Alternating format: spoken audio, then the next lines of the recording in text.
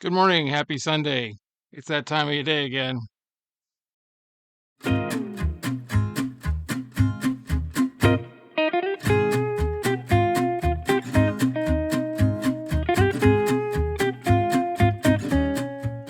Greetings and salutations. This is Culture Cafe, a rundown of literary, film, music history for the week of July 27th. It looks like it was a busy week, especially for July 28th. Just wait. Lots of birthdays. If you enjoy the history I bring, be sure to hit the like button down below. If you haven't already, subscribe to the channel so that you will be notified when I post new videos. Thanks to all who have already subscribed. Before I start, I want to mention the sponsor for this week's video. The sponsor for today's Coffee Before Pants video is The Book Deal, Madison's premier place to find new and used books.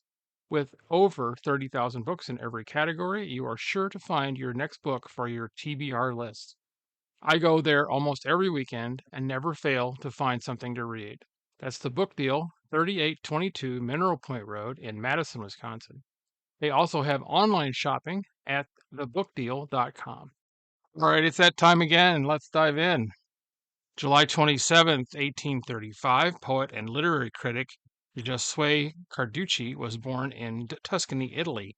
Carducci is known as the national modern poet of Italy, and he was awarded Italy's first Nobel Prize in literature in 1906. The Swedish Academy awarded him the prize not only in consideration of his deep learning and critical research, but above all as a tribute to the creative energy, freshness of style, and lyrical force which characterized his poetic masterpieces. July 28, 1828, the first theatrical performance of Mary Shelley's novel Frankenstein as Presumption or The Fate of Frankenstein by Richard Brinsley Peake, starring Thomas Potter Cook at Covent Garden.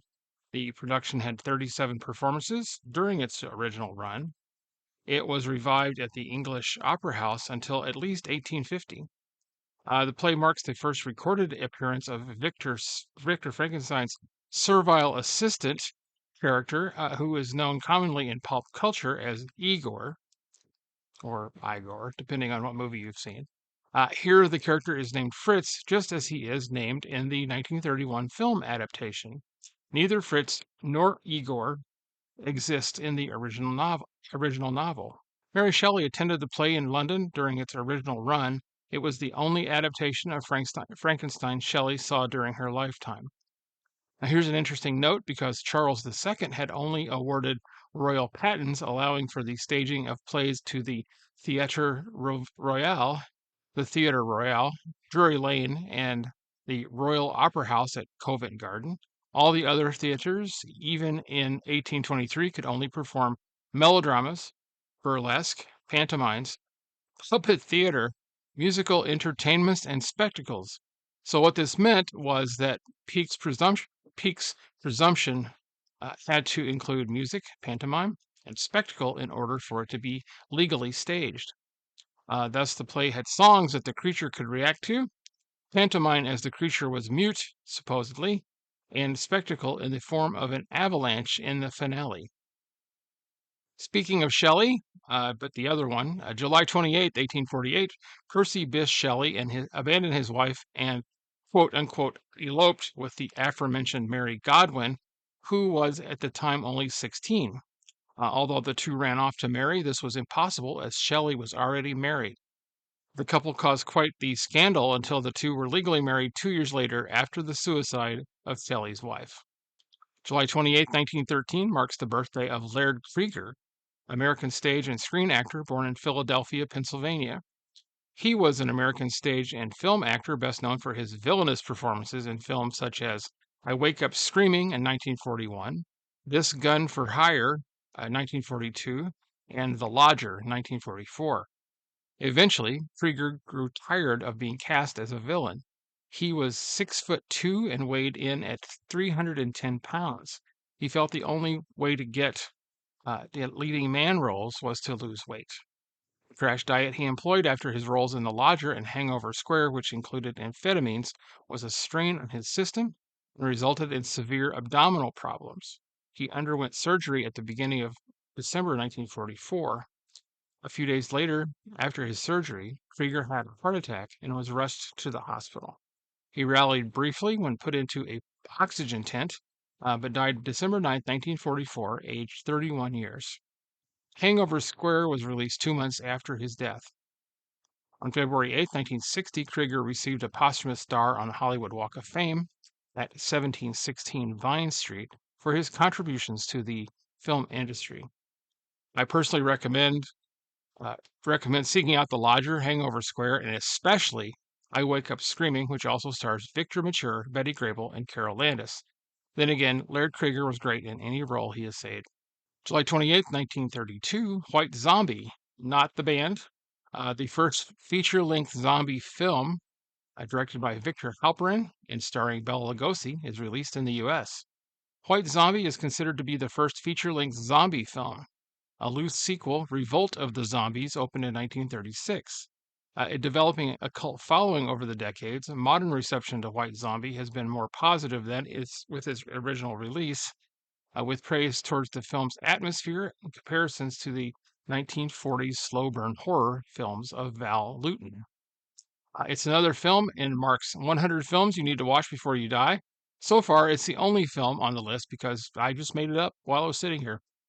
The role of Zombie Master Legendre was definitely one of Lugosi's best roles, among with Dracula, of course, and Murders in the Rue Morgue. July 28th, 1942, Duke Ellington records Sherman Shuffle. It was featured on the album Ellington 1942 to 1944, released in 1996. Before that, it was released as a single, the B-side of Ellington's Hayfoot, Strawfoot.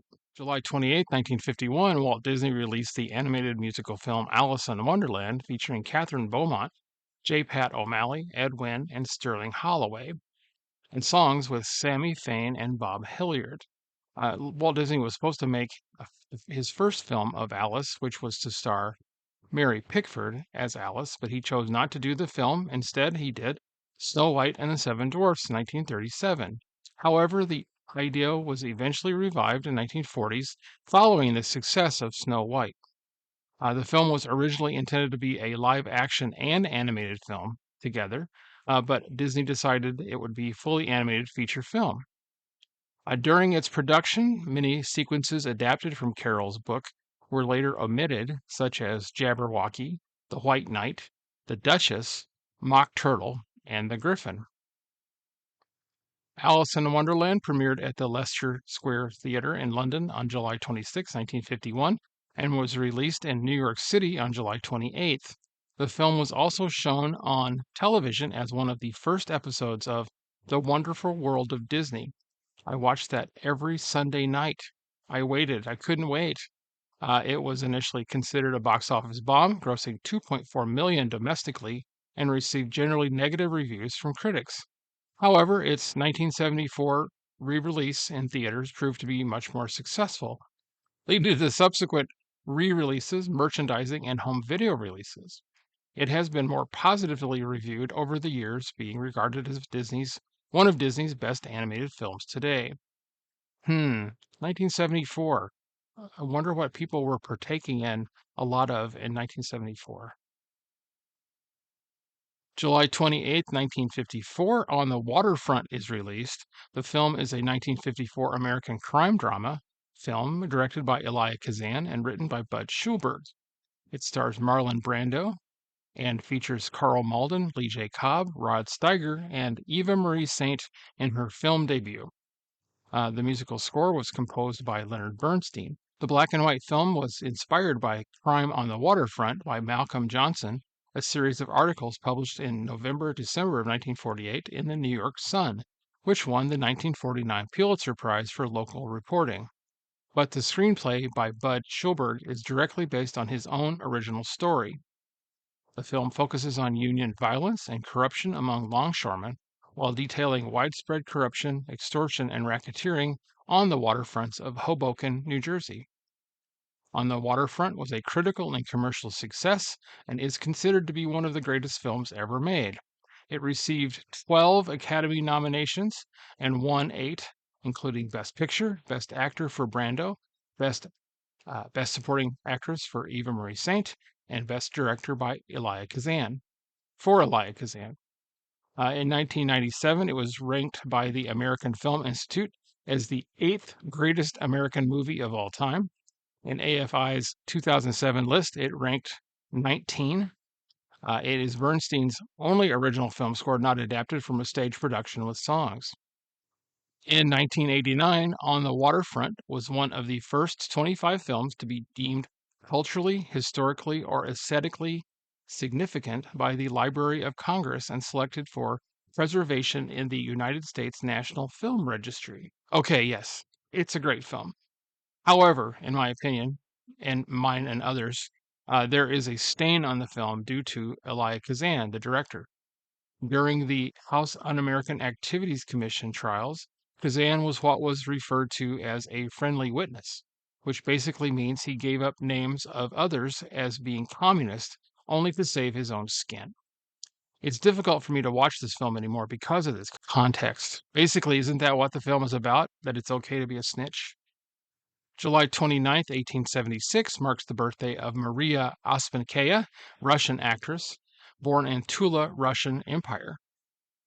You may not have heard of her unless you are a fan of the old Universal horror films like I am. She starred as Mileva the Gypsy in The Wolfman and its sequel, Frankenstein Meets the Wolfman. In both films, she tries to aid Lawrence Talbot, played by none other than Lon Chaney Jr., into curing himself of the werewolf curse. Mileva was not meant to succeed in this task because Universal obviously made 2 more sequels, House of Frankenstein and House of Dracula, both featuring the Wolfman. And of course, there was Abbott and Costello Meets Frankenstein.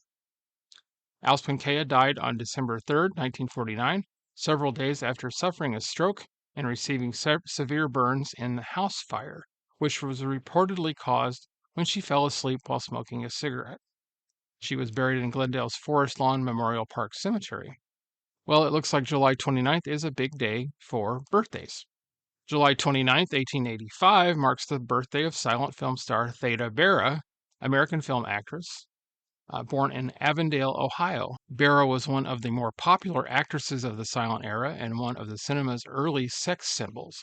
Her femme fatale roles earned her the nickname The Vamp, short for vampire, here meaning a seductive woman, later fueling the rising popularity in vamp roles based on exoticism and sexual domination.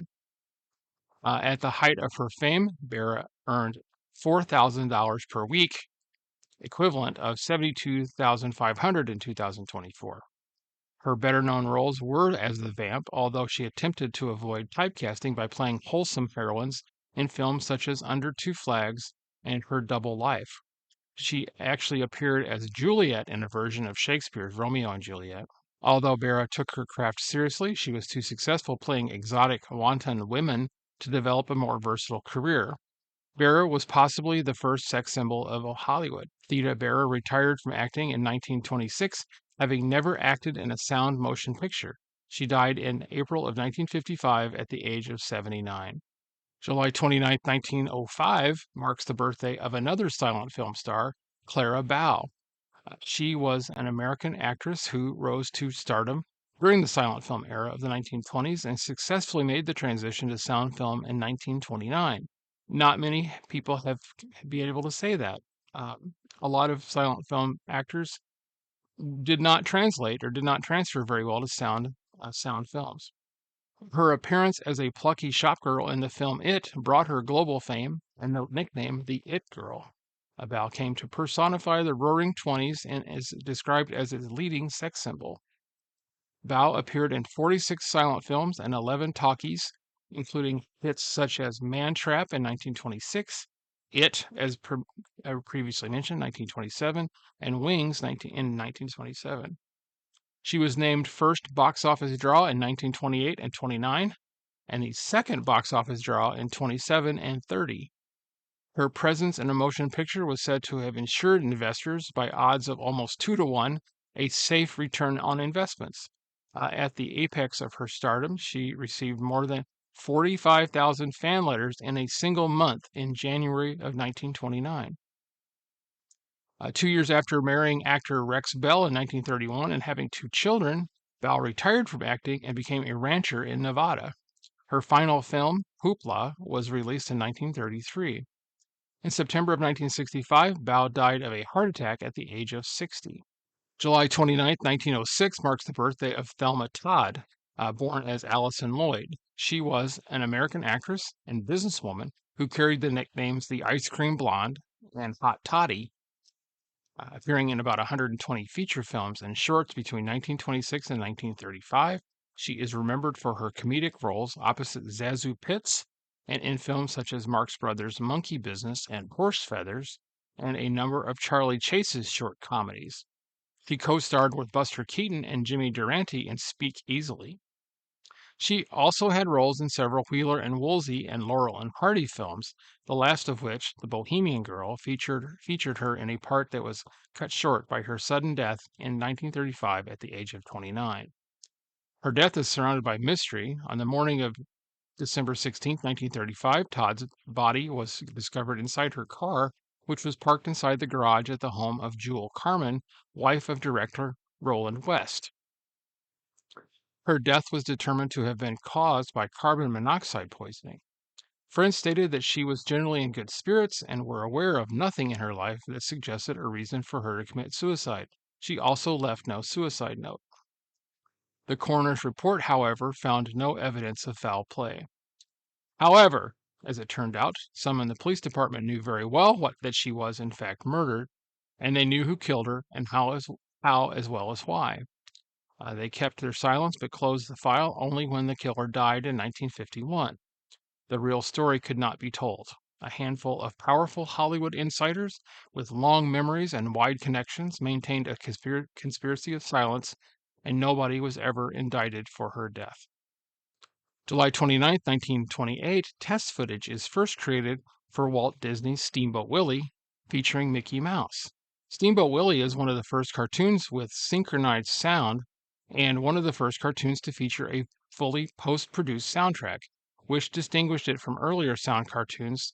Disney believed that synchronized sound was the future of film. Steamboat Willie is the third of Mickey's films to be produced, but it is the first to have been distributed, because Disney had seen The Jazz Singer in 1927 and became determined to produce one of the first fully synchronized sound cartoons. July 29, 1954, J.R.R. Tolkien published his first volume of Lord of the Rings series, The Fellowship of the Ring. The book was met with mostly favorable reviews, which only improved as the rest of the series was published in the following years.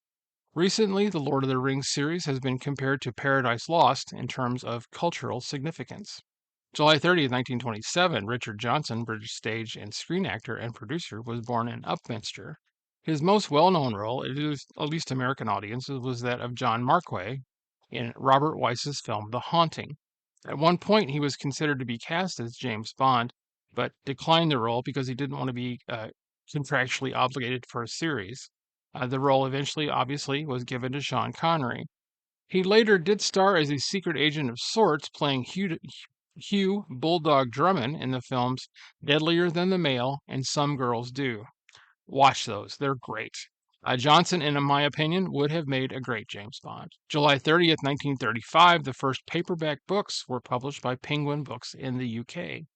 Paperbacks have been a vital invention to increase literacy among the general population and in getting books in public schools. For this reason, July 30th is National Paperback Book Day. July 30th, 1939 is the birthday of Peter Bogdanovich, director of The Last Picture Show, Paper Moon, and Mask. His first film, though, was Targets, starring himself and veteran actor Boris Karloff. The film depicts two parallel narratives which converge during the climax. One follows Bobby Thompson, a seemingly ordinary and wholesome young man who embarks on an unprovoked killing spree. The other depicts Byron Orlock, the iconic film actor who, disillusioned by real-life violence, is contemplating retirement. This movie is readily available on a number of streaming services. I highly recommend it, especially if you are a fan of Boris Karloff. The role was Karloff's last appearance in a major American film. July 30th, 1947 marks the birthday of Arnold Schwarzenegger, bodybuilder and actor, star of The Terminator, Conan the Barbarian, and Total Recall, among others. Oh wait, Predator. That's one of my favorites. July 30th, 2000, actor, composer, and pianist Max Showalter, known in some films as Casey Adams, died from cancer. You may know him from John Hughes's film 16 Candles as one of Molly Ringwald's grandfathers. I unfortunately remember him from the wretched Lon Chaney film, The Indestructible Man. If you are really curious about this film, maybe you're a Lon Chaney completist. I strongly recommend watching the Mystery Science Theater 3000 presentation. Or if you have masochistic tendencies when it comes to watching movies, watch the regular version and then watch the MST3K version to get the bad taste out of your mouth. July 31st, 1932 marks the birthday of Ted Cassidy, known to many for his portrayal of the Addams Family butler Lurch in the ABC TV series from 1964 to 1966. He also had roles in movies such as Butch Cassidy and the Sundance Kid, one of the best funniest scenes in the movie with Harvey, Anne McKenna's Gold, TV appearances in Star Trek, Ironsides, and the $6 Million Man. Yes, he was the Yeti, and Bonanza. He also did voice work on several Saturday morning cartoons in the 70s, such as Space Ghost, Frankenstein Jr. and the Impossibles, one of my favorites, and Scooby Doo. Ted Cassidy died on January 16th, 1979, at the age of only 46 from complications following open heart surgery. August 1st, 1891, novelist Herman Melville was born in New York City. Although Melville's novel Moby Dick is now considered a classic, its commercial success did not happen, of course, until after Melville's death in 1891. Isn't that a familiar story? In his lifetime, Melville earned little more than $10,000 from his writing. August 1st, 1971, George Harrison's benefit concerts for Bangladesh, which was 2 shows, take place at Madison Square Garden, New York City. Performers include Bob Dylan, Ringo Starr, Ravi Shankar, Billy Preston, and Leon Russell. August 2nd, 1869, Mary Ann Evans began writing her novel Middlemarch under the pen name George Eliot. This book, published in 1871, is considered by critics to be her best work, although it was met with mixed reviews upon publication. August 2nd, 1967, In the Heat of the Night, a film directed by Norman Jewison, based on John Ball's novel of the same name, starring Sidney Poitier and Rod Steiger, premieres in New York.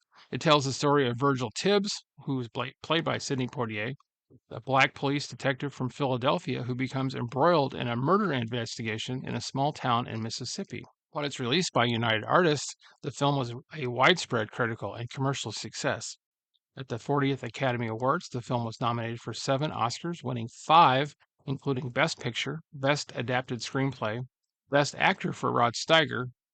Quincy Jones' score, featuring the title song performed by Ray Charles, was nominated for a Grammy Award. The success of the film spawned 2 film sequels featuring Poitier and a television series of the same name starring Carroll O'Connor, which aired from 1988 to 1995. August 2nd, 1973, American Graffiti, directed by George Lucas and starring Richard Dreyfuss and Ron Howard, premieres at the Locarno International Film Festival in Switzerland. The film received widespread critical acclaim and was nominated for 5 Academy Awards, including Best Picture. It is widely credited with launching a wave of 1950s and early 60s nostalgia in American pop culture, influencing the teen comedy genre and reviving interest in early rock and roll among the baby boomer generation. 1995, it was selected for preservation in the National Film Registry by the Library of Congress for being culturally, historically, or aesthetically significant. Having said all that, well, it's an awesome movie. Okay, wow, this was an eventful week in history. Lots of birthdays, lots of film premieres, and a lot of literary happenings. But I think that about wraps it up for this week. Thanks for watching. If you enjoyed this video, be sure to hit the like button. If you would like notifications of future posted content, please subscribe to the channel. I will be back next week with another Culture Cafe, the week in literary, film, and music history. Don't forget to support your local independent bookstores and music stores, as well as your public libraries. Until next week, take care.